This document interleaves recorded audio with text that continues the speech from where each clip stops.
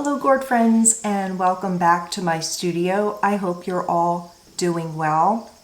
Today I am going to work on a project that is actually revisiting an old gourd. This is the gourd that I'm going to be working on. I actually did this several years ago. I'm not sure the date on this one, but it's got to be at least 5 years old, maybe older. And I was really happy with this gourd when I first made it.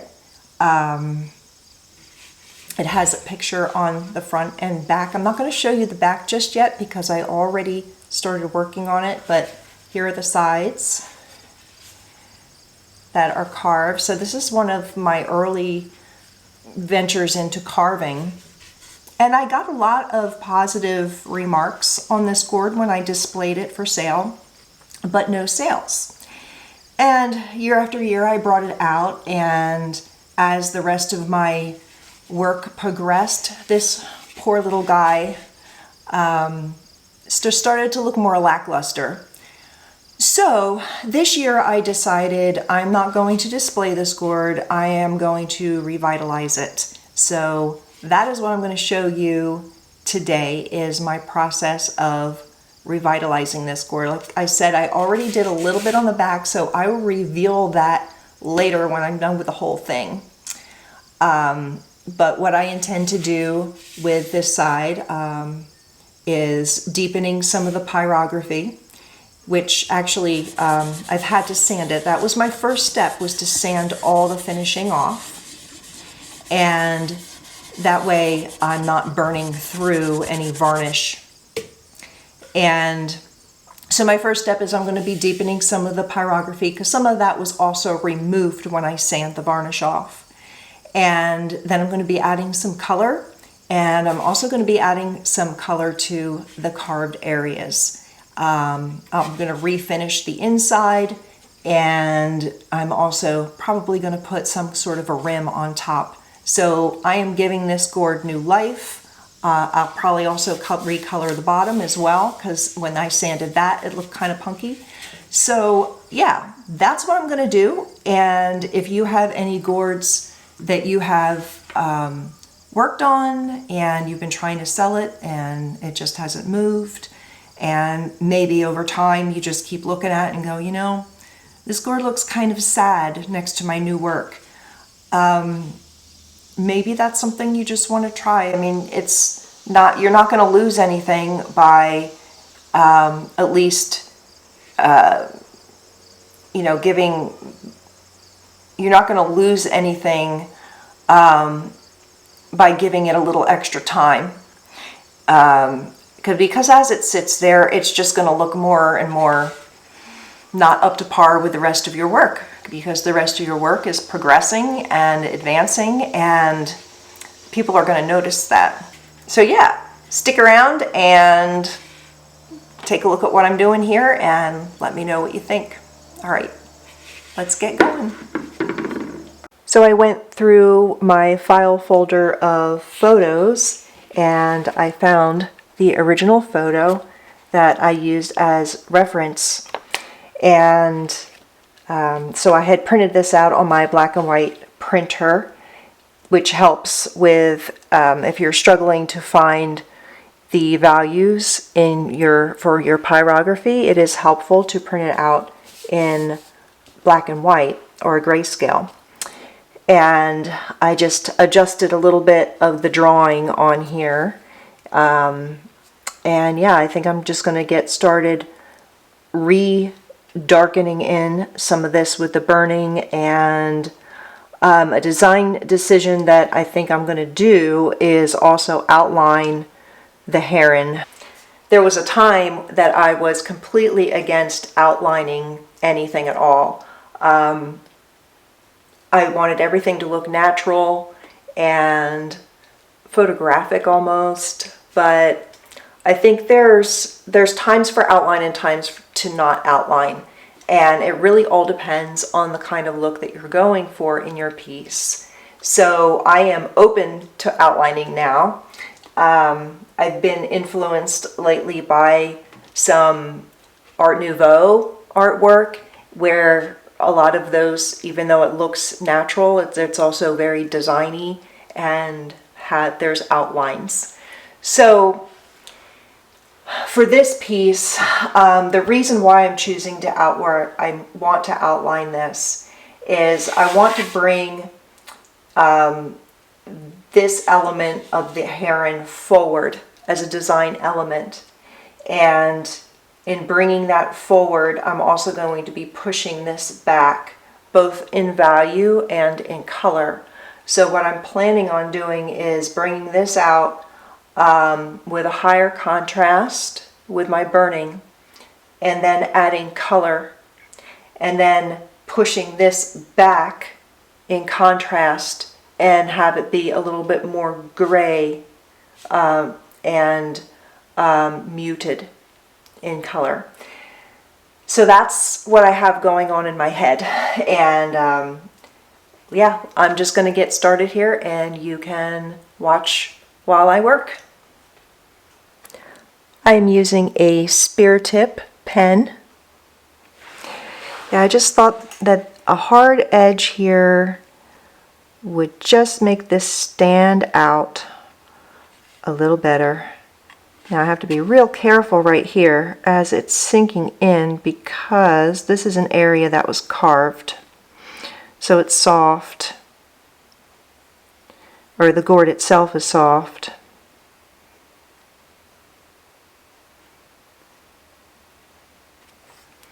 Now this area here is where he has some feathering just below his beak, his bill.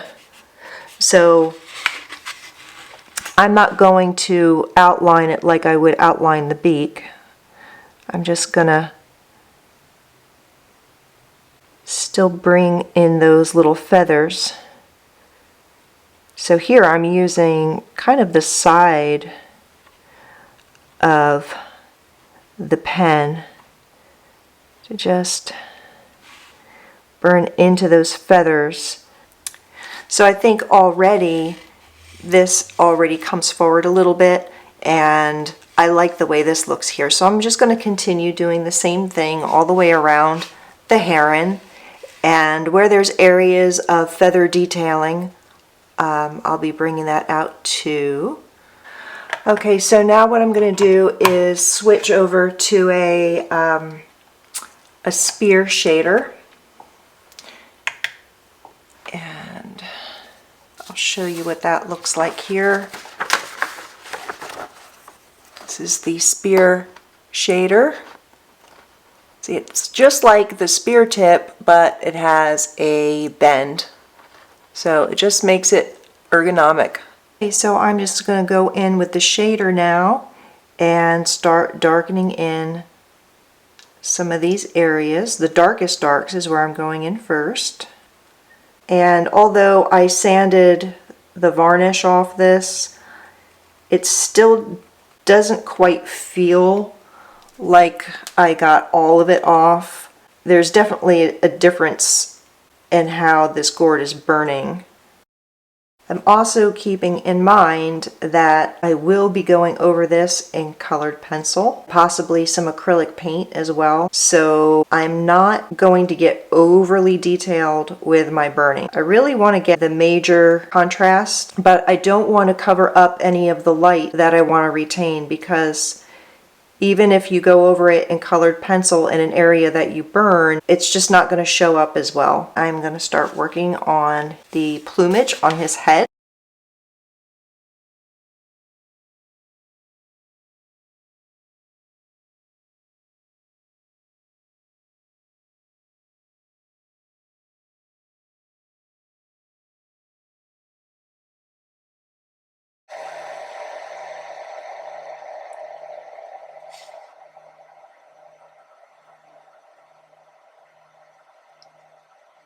And I don't know if the microphone is picking it up, but the fan on my razor tip burner just turned on. So if you hear the fan noise, that is what that is from.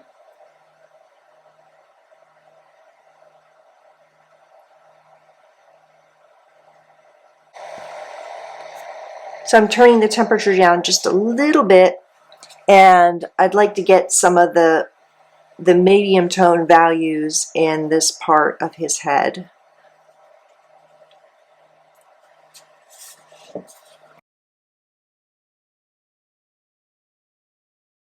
Okay, I think I am done with burning on this. I've really got more contrast in the heron itself. I was thinking about also burning in the background here, but actually I think I'm going to leave it as is and just go straight in with the colored pencil and transparent acrylic paint. Okay, so now I am ready to start adding color. And I found this photo on Unsplash, so it is a copyright-free photo, but I'm just using this as a reference for the color of this heron. So I'm going to be using a combination of some different pencils. I'm using mostly the Faber-Castell Polychromos. I like them a lot.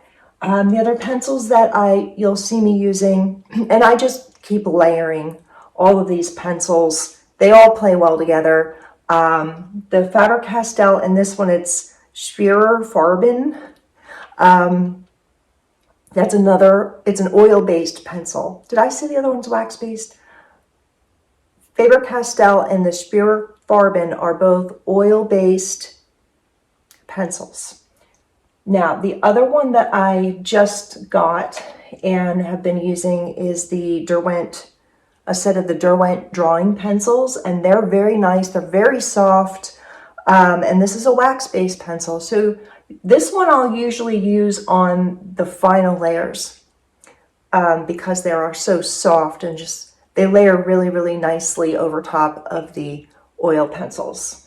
Okay, so I'm going to get started with a #2 warm gray of the Faber-Castell. This is a good all-around color that I use a lot. And I will use this even if I know I want it to go a shade or two darker or a shade or two lighter. This is kind of my base color that I turn to, especially if it's going to be, if I want it to be a neutral gray or somewhere in the blue area. This is the color that I will use first. And I'm just going to cover all this. I'll do this off camera because you don't really need to watch me do all of this. Okay, so what I did here, and I just thought I'd show you this real quick, is I am separating my grays out between my warm grays and my cool grays. And I also have some warm colors because of all the warms that are in this area of the neck. So I'm going to be layering some of that together, and it's just easier for me to find all those colors that I wanted to use and lay them out there and separate them out.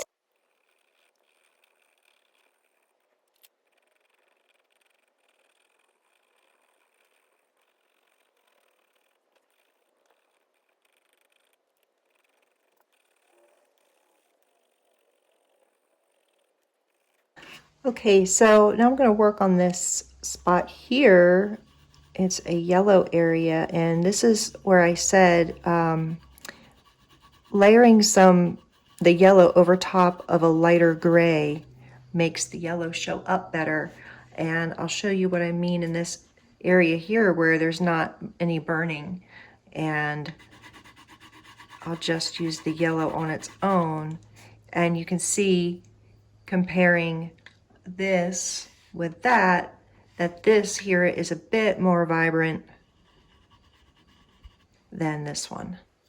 And I'm also going to be bringing in some blues into the darker feathers on the crown of the head. And here I'm using some of the Derwent drawing This is the smoke blue. It's a real, very beautiful color.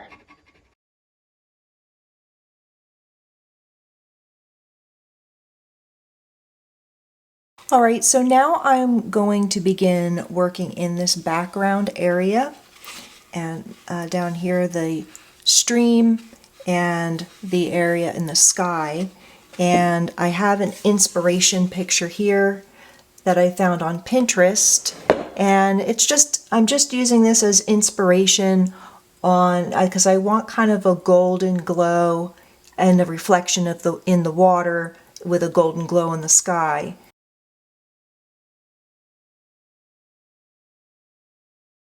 So now I'm going to get ready to paint. I'm going to be using these golden high flow acrylic paints. Okay, so here I go. I'm going to start painting. Now I'm not going to talk through this very much. I probably will be putting this on a time lapse. I may do a future video on the painting side of this, but you can at least just watch over my shoulder and watch me work.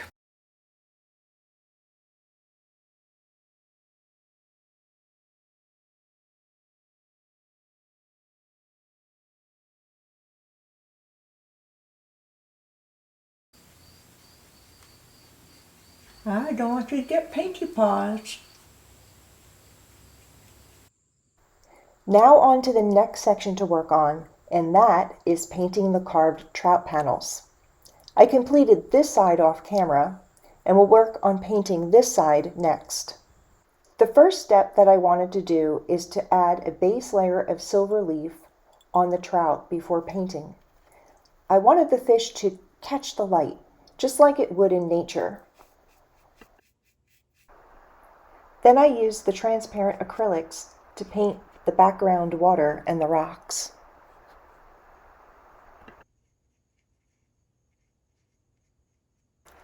Then I painted over the trout. I left some of the silver unpainted so it would really shine in places. Sometimes I had to scrub out a little paint, but in the most transparent areas, the silver underneath made the paint appear to glow. So here is this panel completed, and now the last item to upgrade on this gourd is to add a simple pine needle coiled rim to the top.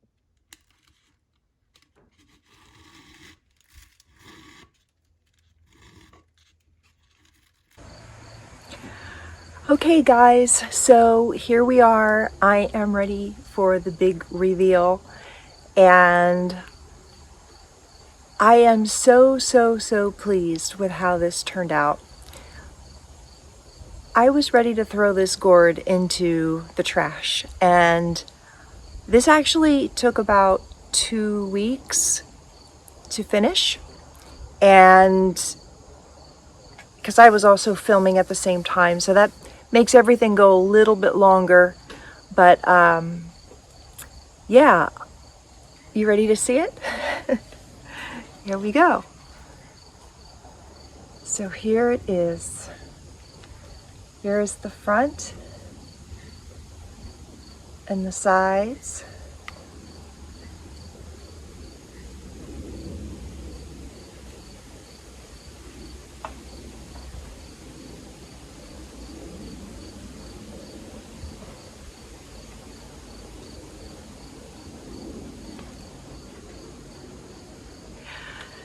So yes, I love this gourd, and I am so happy that I gave it just a little bit extra time to give it new life. And now it won't go into the garbage. It is going to go to hopefully someone's home that will appreciate it and will love it as much as I do. So what do you think? Let me put a picture of a before and after here for you. What do you think? Do you like the new gourd? Yeah, it was definitely worth the time to give to this new gourd. And I hope that you enjoyed this video, and that if you have some pieces of art, either gourd art or any kind of art.